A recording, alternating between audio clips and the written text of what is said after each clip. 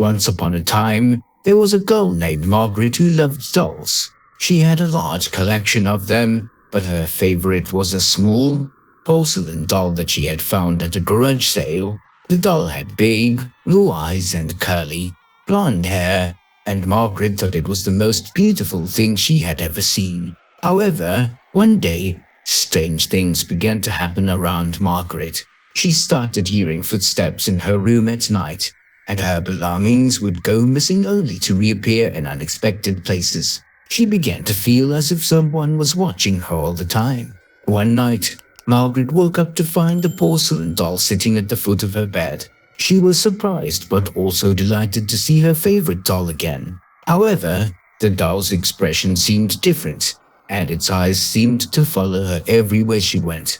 Margaret began to feel uneasy around the doll, but she couldn't bear to part with it. As time went on, Margaret noticed that the doll was having a greater and greater influence on her life. She started seeing it in her nightmares, and she felt as if it was watching her every move wherever she went. One day, Margaret heard the doll's voice speaking to her, telling her that she couldn't escape it and that she must become its new owner or suffer forever. Margaret realized that this was her only chance to get rid of the doll. She sat down on the floor and started talking to the doll as if it were a living creature. She pleaded with it to leave her alone and promised to find a new owner who would cherish it.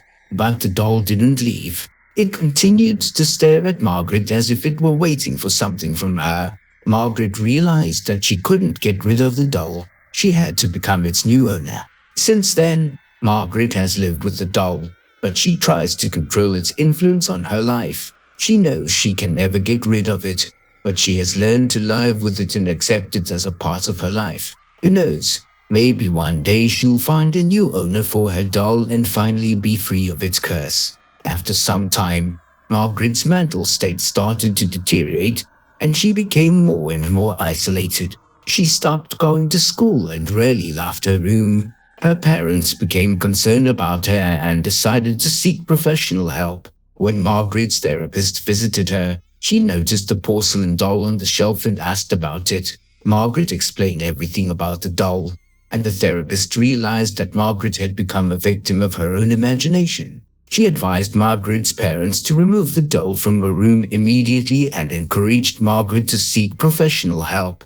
Margaret's parents followed the therapist's advice and got rid of the doll. Margaret's condition improved gradually, and she eventually went back to school and started living a normal life. But she could never forget about the porcelain doll and the fear it had instilled in her. Years later, Margaret returned to her childhood home and found the porcelain doll in a box in the attic. She hesitated for a moment but decided to take it with her as a reminder of the past.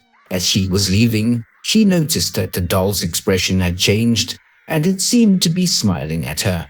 Margaret shuddered and quickly left the house, realizing that the doll still had some power over her. From that day on, Margaret kept the porcelain doll in a locked box, hidden away from sight. She knew that it was not just an ordinary doll and that its power was too great to be underestimated. She had learned her lesson the hard way and didn't want to experience the fear and isolation that it had brought her ever again. Margaret eventually passed away, and her family inherited her belongings, including the locked box with the porcelain doll. They were unaware of the doll's history and didn't know what was inside the box. They decided to donate the box to a local museum, where it was put on display along with other antique dolls. As soon as the porcelain doll was put on display, strange things started happening in the museum. Visitors reported hearing footsteps in the room where the doll was displayed, and some claimed to have seen the doll's eyes move.